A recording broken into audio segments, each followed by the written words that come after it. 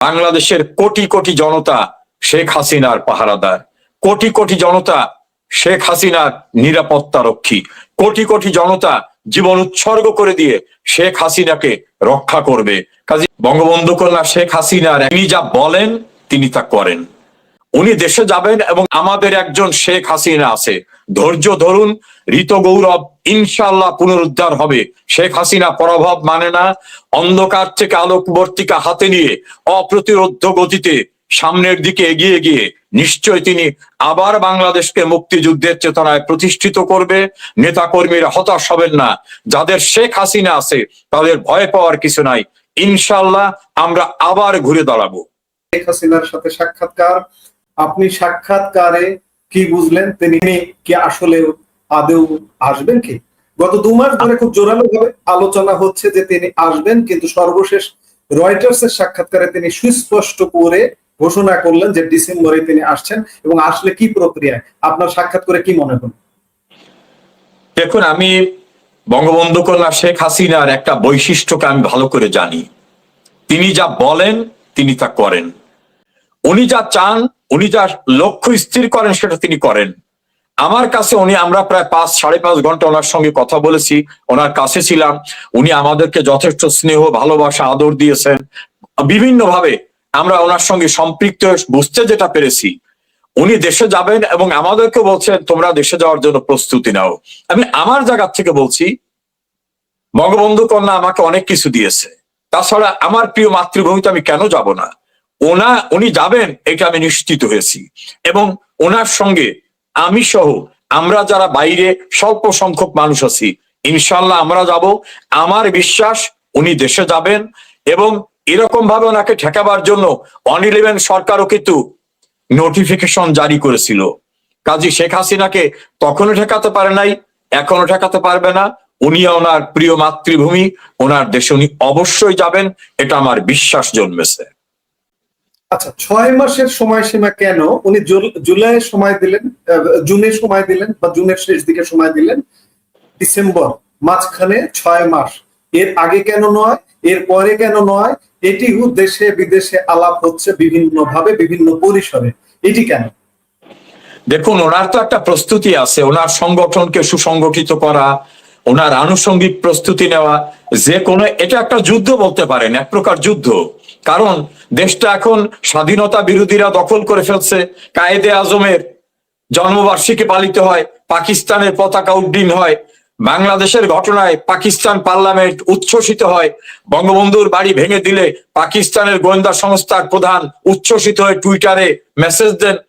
কাজী ওনাকেও তো ওনার প্রস্তুতি নিতে হবে। যে কোনো কৌশলের একটা দিক থাকে। উনি আমাদের সুপ্রিম অথরিটি, উনি আওয়ামী লীগের সরকার, আওয়ামী লীগ প্রধান, উনি নির্বাচিত প্রধানমন্ত্রী ছিলেন। ওনার তো একটা পরিকল্পনা থাকবে। ওনার সংগঠনকে বিপর্যস্ত অবস্থায় রাখছে। 4 লাখের ঊর্ধ্বে নেতা কর্মীদের গ্রেপ্তার করার ঘটনা, 6 লাখের উপরে মামলা, এই সমস্ত বিষয়গুলিকে ওনাকে তো একটা পরিকল্পনা মাফিকই ওনাকে যেতে হবে। হয়তো সেই পরিকল্পনাটা অনুযায়ী উনি প্রস্তুতি নিচ্ছেন। এখানে আরো আলাপ আছে, এই গত কয়েকদিন ধরে বেশ আলাপ হচ্ছে। আরেকটি আলাপ আছে যে উনি যদি দীর্ঘ সময় বাইরে থাকেন, দেরি করেন, তাহলে ওনার দলের মধ্যে একটা বিভেদ সৃষ্টি হতে পারে, এমন আলাপও আছে। আপনি কি এমনটা মনে করেন যে এই কারণেই উনি আসছেন?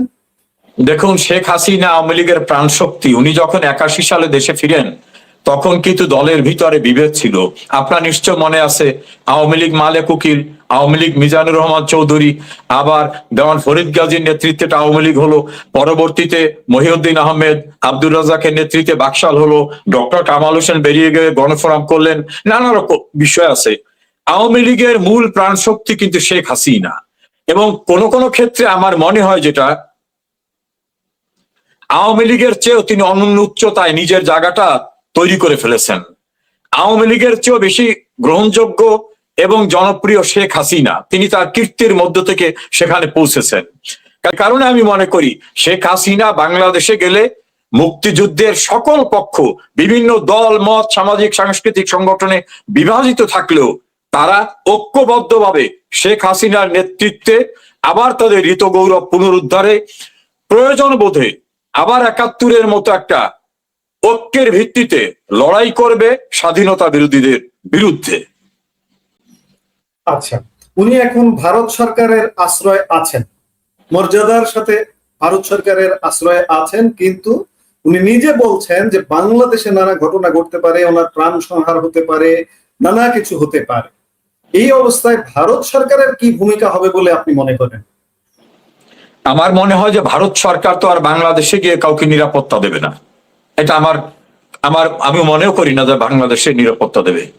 তো উনি বারবার যেটা বলেন, আমাকেও বলেছেন, এবার আমার সাক্ষাৎকারের সময় বলছেন যে হায়াত মৃত্যু আল্লাহর হাতে, আমি আল্লাহকে বিশ্বাস করি, আমার যদি মৃত্যু থেকে থাকে মৃত্যু হবে। আর একজন দলের কর্মী হিসাবে সাজ্জাদ কাদির, আমার মনে হয় বাংলাদেশের কোটি কোটি জনতা শেখ হাসিনার পাহারাদার, কোটি কোটি জনতা শেখ হাসিনার নিরাপত্তা রক্ষী, কোটি কোটি জনতা জীবন উৎসর্গ করে দিয়ে শেখ হাসিনাকে রক্ষা করবে। কাজে বিদেশের কারো কোনো প্রোটেকশন দিতে হবে এটা আমি মনে করি না। তবে আমি খানিকটা এই জায়গায় আরে একটু ঢুকতে চাই যে বন্দি বিনিময়, এই যে এরা যে বলে বর্তমান যে বিদ্যুতের সরকার ব্যবস্থা, আমরা দুইটা সরকার দেখছি, যে বন্দি বিনিময়ের ক্ষেত্রে যে কোনো বন্দির যদি প্রাণ সংহারের সমস্যা থাকে কোন দেশে, সেখানেও কিন্তু সেই দেশ মনে হয় পাঠাতে চায় না বা করতে চায় না। সেক্ষেত্রে শেখ হাসিনা তো মর্যাদাবান একজন মানুষ ভারতে, এখানে জানা যাচ্ছে শেখ হাসিনা নিজে মুখে বলছেন যে এখানে প্রাণ সংহার হতে পারে, ভারত কি তাকে এই অবস্থায় পাঠাবে? আমি এই অ্যাঙ্গেল থেকে বলতে চাই, এই অ্যাঙ্গেল থেকে দেখতে চাই, আপনি এর ব্যাপারে কি বলবেন? না, এটা হলো, আমি আপনার সঙ্গে একটু বিনয়ের সঙ্গে ডিফার করি। শব্দটা হলো বন্দি বিনিময়, শেখ হাসিনা বন্দি না। না, বন্দি না হলে এটা আসবে কেন? হ্যাঁ, বাংলাদেশের পলিটিক্যাল সিনারিও আনপ্রেডিক্টেবল। আনপ্রেডিক্টেবল এই জন্য বলছি, বিএনপি বলছিল 50 বছরে আওয়ামী লীগ ক্ষমতা আসবে না, আওয়ামী লীগ ক্ষমতা এসেছে। 91-তে আওয়ামী লীগ গভর্নমেন্ট ফর্ম করবে এরকম পারসেপশন করতে পারে নাই। 2014-তে একটা ডিসপিউটেড নির্বাচনের পর আওয়ামী লীগ গভর্নমেন্ট কন্টিনিউ করতে পারবে কিনা কনফিউশন ছিল, করেছে। 2024-এ নির্বাচনে, কন্টেস্টিং নির্বাচনে আওয়ামী লীগ গভর্নমেন্ট ফর্ম করলো, গভর্নমেন্ট টিকতে পারলো না, সন্ত্রাসী পরিকল্পনায় তাকে সরিয়ে দেওয়া হলো। কাজী ম্যান প্রপোজ গড ডিসপোজ। বাংলাদেশে কখন কি হবে কেউ বলতে পারে না, আমি কখন কি হয় বলা যায় না। জোয়ার ভাটার বাংলাদেশ, আমরা এটি বলতে পারি। আপনারা যারা নেতা আছেন তাদের ভূমিকা, আপনি খানিক আগে বললেন যে আপনারাও প্রস্তুতি নিচ্ছেন, আপনারা কি সবাই আসলে কি আসবেন?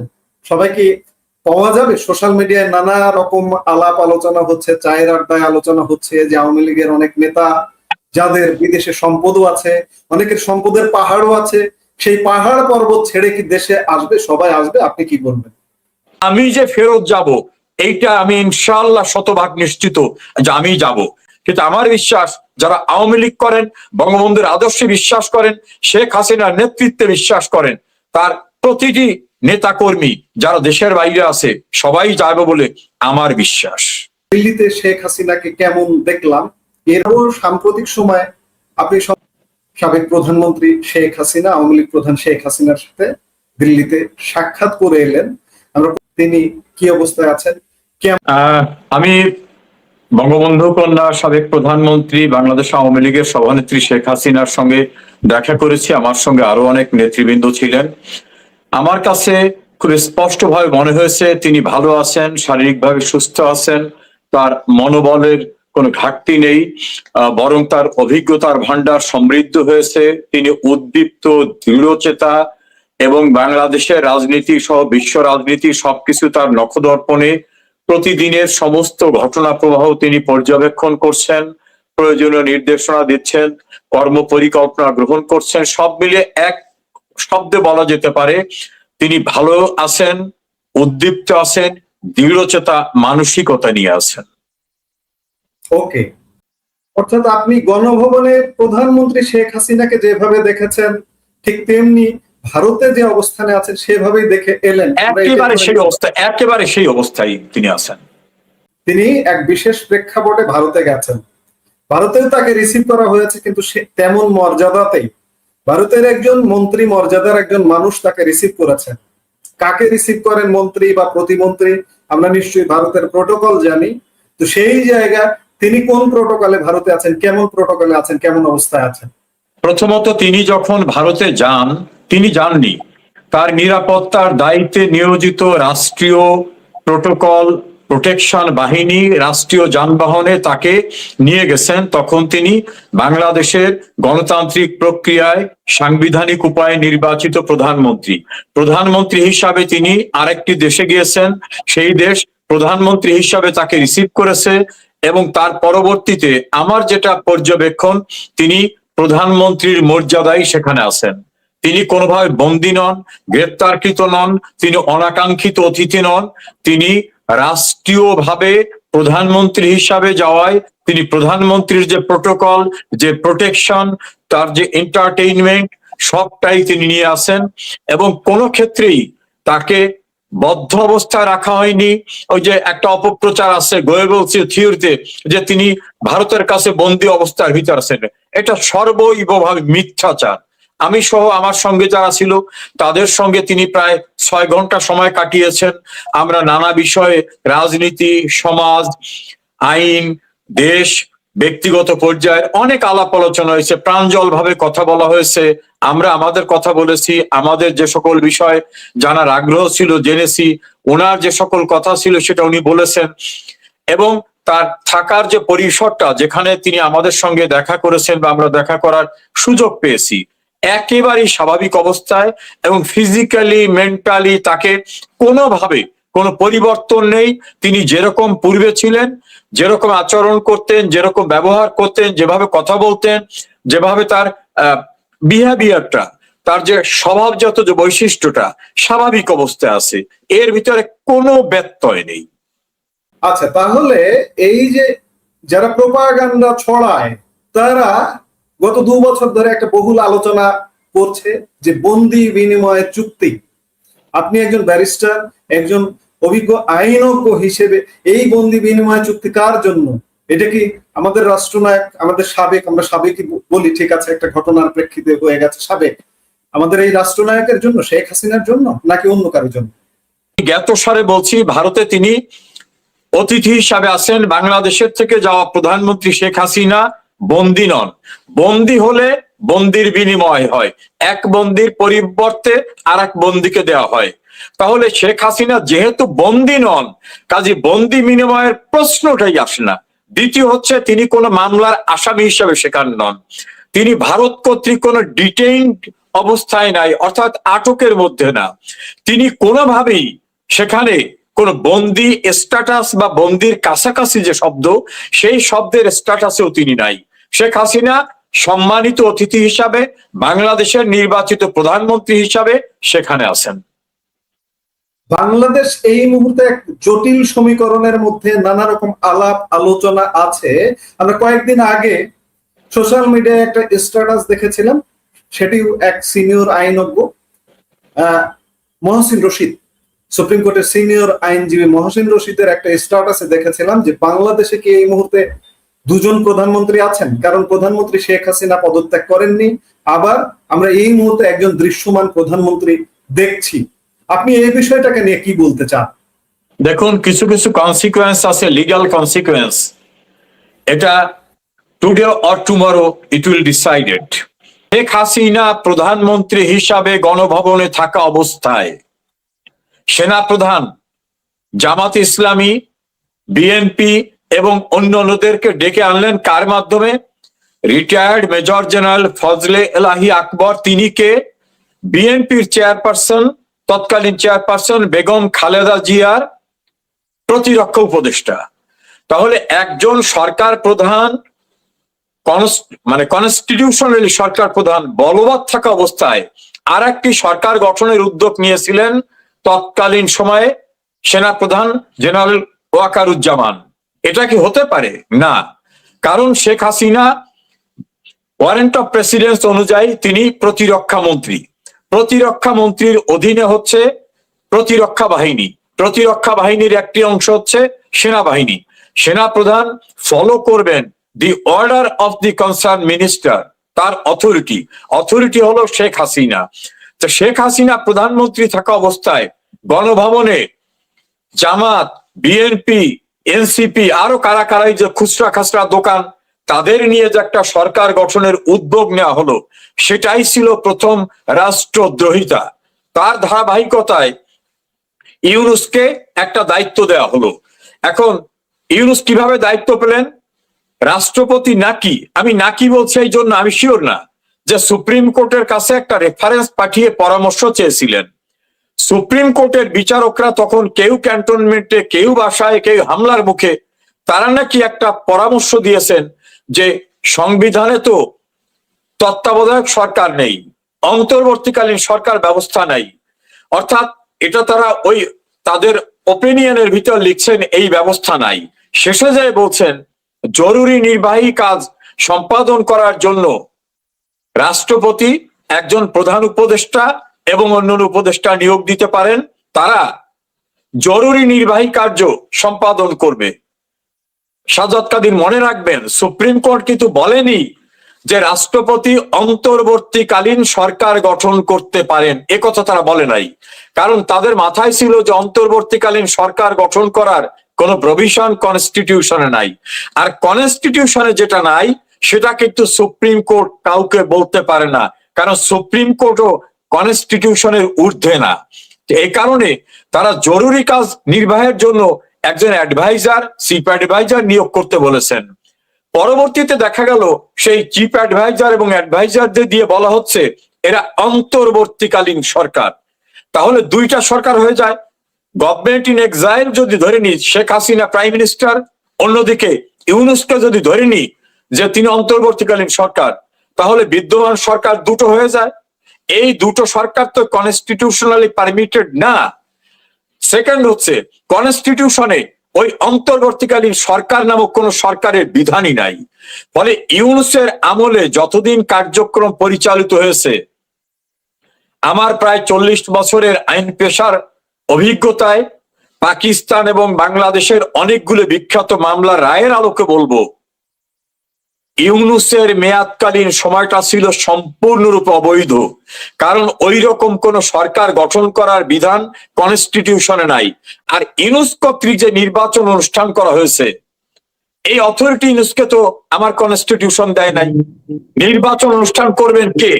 যিনি করবেন তিনি তো ওই জায়গায় নাই। অনুষ্ঠান করার অথরিটি হিসাবে ইউনূসের কোন লিগ্যাল ক্যারেক্টার ছিল না। ফলে ইউনূস যদি কোনো নির্বাচন অনুষ্ঠান করেন তাহলে সেটাও ছিল অবৈধ। সেই অবৈধ নির্বাচনের যে ফলাফল সেটাও অবৈধ হবে। তাহলে ইউনূস সরকার অবৈধ, ইউনূসের করা নির্বাচন অবৈধ। আজকে আমরা যে তারিখে কথা বলছি 17 তারিখ, এরকম একটি তারিখে 17 ফেব্রুয়ারি এই সরকারটি গঠিত হয়েছে। 5 মাস পেরিয়ে আজকে 6 মাসে পড়ছে। তাহলে কি আমরা বলতে পারবো যে এই সরকারটা কি অবৈধ সরকার? আপনি আইনের আলোকে যদি যান, এতে খুব আইনজ্ঞ হওয়া লাগে না। যিনি নির্বাচনটা অনুষ্ঠান করছেন তার নির্বাচন অনুষ্ঠান করার কোনো এখতিয়ার ছিল না। ইলেকশন কমিশনকে যারা বলবে একটা নির্বাচন করো, সেই যারা কারা? সেই যারাটা হচ্ছে ইউনূস। ইউনূস তো সেই অথরিটি ছিল না। তারপর যদি ধরে নেন যে পার্লামেন্ট ডিসলভ করেছে, পার্লামেন্ট ডিসলভ করার কতদিনের ভিতরে ইলেকশন হতে হবে লেখা আছে, সেই সময়ের ভিতরে ইলেকশন হয়নি। পার্লামেন্ট ডিসলভ করতে হবে কি প্রক্রিয়ায়? সরকার প্রধান মানে পার্লামেন্টের মেজরিটি পার্টির নেতার মেয়াদ যদি শেষ হয়ে যায়, তিনি যদি কোনো কারণে তার সংসদ সদস্য পদ হারান, অথবা তিনি যদি লিখিতভাবে রাষ্ট্রপতিকে বলেন সংসদ ভেঙে দেন, এই 3টা ক্যারেক্টার হতে হবে। তাহলে শেখ হাসিনা সংসদের প্রধান বিরোধী দলীয় নেতা হিসাবে তিনি, তার পদ শূন্য হয় নাই, তিনি রাষ্ট্রপতিকে লিখিতভাবে অনুরোধ করেন নাই, সংসদের মেয়াদও শেষ হয় নাই।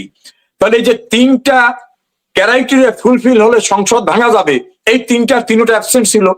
তাহলে রাষ্ট্রপতি যে সংসদ ভাঙলেন, ভাঙার জন্য রাষ্ট্রপতিকেও তো এই 3টার একটা অনুসরণ করতে হবে। এই 3টার কোনোটা ছিল না। তাই যদি না থাকে তাহলে রাষ্ট্রপতি যে সংসদটা ভেঙে দিয়েছেন, সেই ভাঙ্গাটাও আইন নির্দিষ্ট অবৈধ ছিল। কারণ ওই সংসদের মেয়াদ ছিল 5 বছর, সেই 5 বছর তো এখনো শেষ হয়নি। তো সেই 5 বছর শেষ না হওয়া পর্যন্ত জনগণ যে পার্লামেন্ট করেছিল, সেই পার্লামেন্টের পরিবর্তে আর একটা পার্লামেন্ট ফরমেশন করা, যদি লিগ্যাল কনসিকুয়েন্সে দেখেন, তাহলে টুডে আর টুমরো একদিন এটা স্বীকৃত হবে যে হোল প্রসেসটা অবৈধ ছিল।